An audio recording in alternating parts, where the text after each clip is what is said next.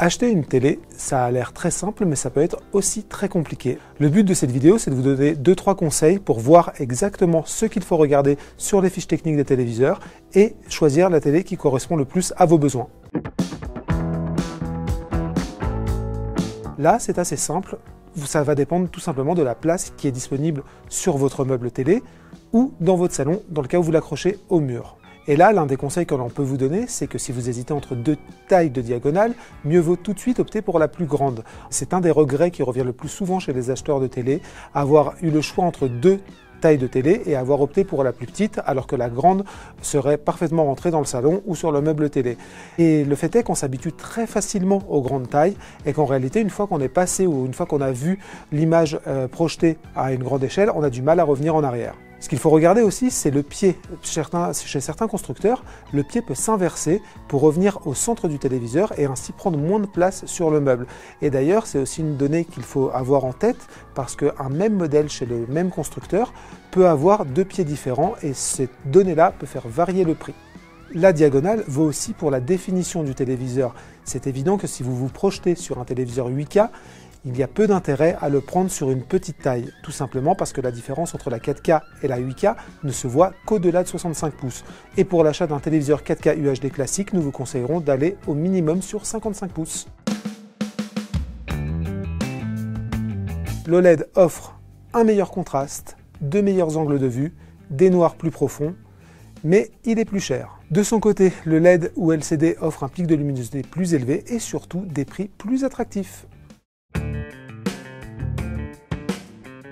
Sur ce point, il n'y a rien de plus important que de regarder les tests individuels, ceux qu'on fait par exemple sur 01net, et de voir si chaque téléviseur répond à vos attentes.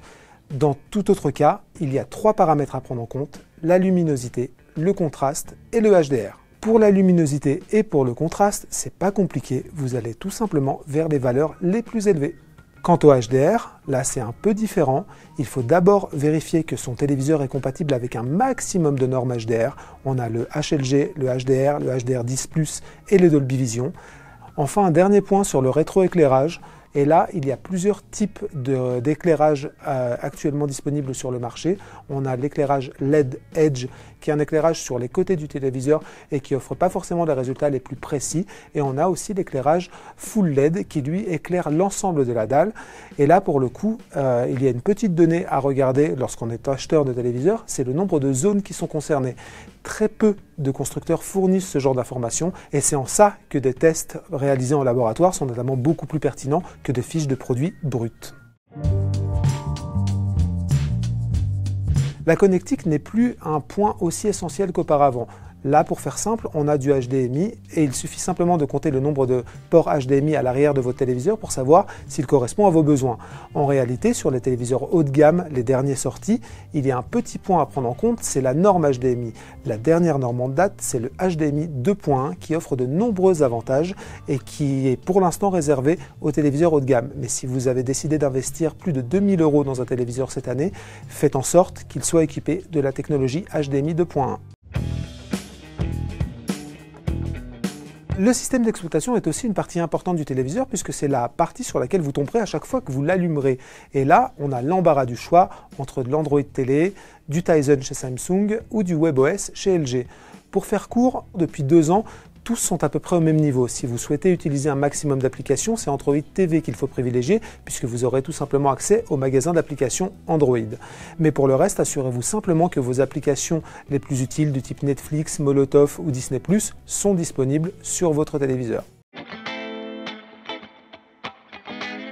Le principal avantage des téléviseurs 8K actuellement et pour plusieurs années à venir, c'est l'upscaling, la possibilité en fait de mettre à l'échelle des contenus 4K et de les rendre un poil meilleurs. En réalité, les performances sont plutôt honnêtes sur cet upscaling, mais ne méritent pas forcément qu'on investisse dès maintenant une telle somme pour de la 8K. Il y a bien quelques contenus disponibles sur YouTube ou sur The Explorers, la chaîne accessible sur les téléviseurs Samsung, mais est-ce que ça vaut le coup de dépenser plusieurs milliers d'euros pour un téléviseur qui offrira à peine quelques heures de documentaire animalier en 8K? Pas si sûr. Il y a en réalité 2 moments pendant lesquels ça vaut le coup de regarder d'un peu plus près les offres de télé. Il y a d'abord les jours de promotion de type Black Friday, Cyber Monday et tous les autres, mais il y a aussi, à l'approche des événements sportifs majeurs de type Coupe du Monde, Jeux Olympiques, des prix très intéressants sur certains produits uniquement.